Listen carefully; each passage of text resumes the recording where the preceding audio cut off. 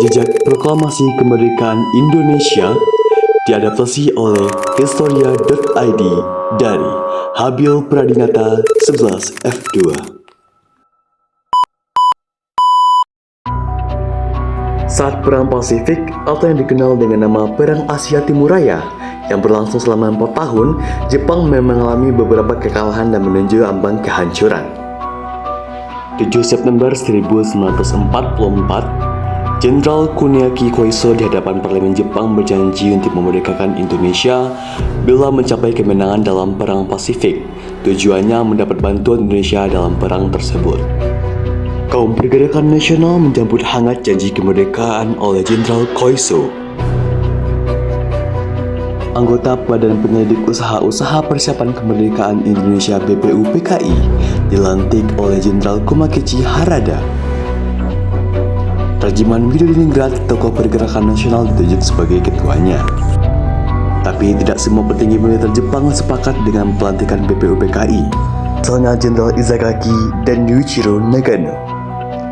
Keberatan dua jenderal itu tidak berarti banyak. Mayoritas petinggi militer Jepang tetap mendukung BPUPKI.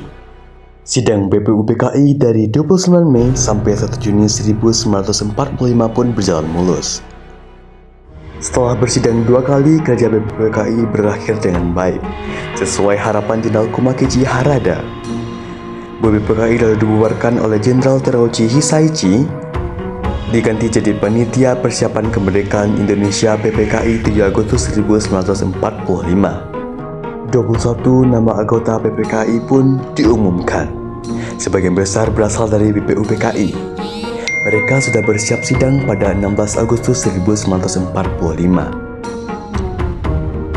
Soekarno, Hatta, dan Regimen Widodiningrat sewakil PPKI terbang ke Laut Vietnam 12 Agustus 1945. Di tengah kabar pengeboman Hiroshima dan Nagasaki di Jepang, Jenderal Hisaichi Terauchi, Panglima Angkatan Perang Jepang di Asia Tenggara, menyambut kedatangan mereka. Jenderal Terauchi berkata bahwa PPKI bisa segera memproklamasikan kemerdekaan Indonesia. Kabar gembira bertepatan pada hari ulang tahun Muhammad Hatta. Mereka semua senang, kemerdekaan sudah di depan mata. Sepulang dari Vietnam, sejumlah pemuda dari Organisasi Angkatan Pemuda Indonesia, API, membawa Soekarno dan Hatta ke Rengas Dengklok pagi hari 16 Agustus 1945. Dalihnya, situasi Jakarta genting, Bung. Pemuda mendesak Soekarno dan Hatta segera memproklamasikan kemerdekaan Indonesia. Jepang sudah menyerah, kata para pemuda. Soekarno dan Hatta terkejut, tapi Soekarno enggan memenuhi permintaan para pemuda. Menurut Soekarno dan Hatta, proklamasi kemerdekaan harus melalui rapat PPKI. Pemuda akhirnya memulangkan mereka ke Jakarta sore harinya. Sepulang dari Rengas Dengklok, Soekarno dan Hatta hendak bersidang dengan PPKI di Hotel Des Indes, Jakarta. Tapi Jepang melarangnya. Perubahan situasi mengarahkan rapat persiapan kemerdekaan ke rumah Laksamana Maeda, perwira Angkatan Laut Jepang. Di tempat inilah, dalam sebuah ruangan, Soekarno, Hatta, dan Ahmad Suparjo merumuskan naskah proklamasi kemerdekaan. Tanpa gangguan dari Jepang, Soekarno lalu membacakannya ke anggota PPKI dan pemuda di serambi rumah. Naskah yang singkat, tapi semua sepakat dengan isinya. Kemerdekaan bukan lagi impian. Hari bersejarah tiba. Soekarno membacakan naskah proklamasi kemerdekaan Indonesia ke banyak orang di rumahnya. Jalan Penggagas Timur, nomor 56, Jakarta. Tokoh-tokoh Pergerakan Nasional dan rakyat biasa membaur, mendengarkan pembacaan itu dengan khidmat. Setelah itu, bendera merah putih jahitan Fatmawati pun, istri Soekarno, dinaikkan perlahan, diiringi lagu Indonesia Raya. Penghormatan pun diberikan. 17 Agustus 1945, Indonesia akhirnya merdeka. Ini bukanlah pemberian, melainkan hasil perjuangan dari seluruh rakyat Indonesia. Proklamasi kemerdekaan mengantar bangsa Indonesia bergelut dengan cerita baru.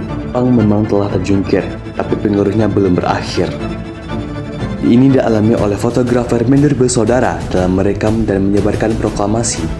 Jepang menghancurkan kamera Alice Mendur, sang kakak.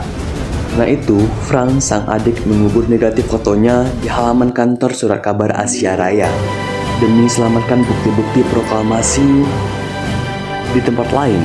Perwarta berhasil mengabarkan proklamasi lewat media cetak, juga melalui siaran radio dengan menggunakan beragam bahasa daerah. Di desa-desa, pemuda Republik berperan meneruskan kabar proklamasi. Mereka berkeliling dan berteriak, "Jepang menyerah, Indonesia merdeka!"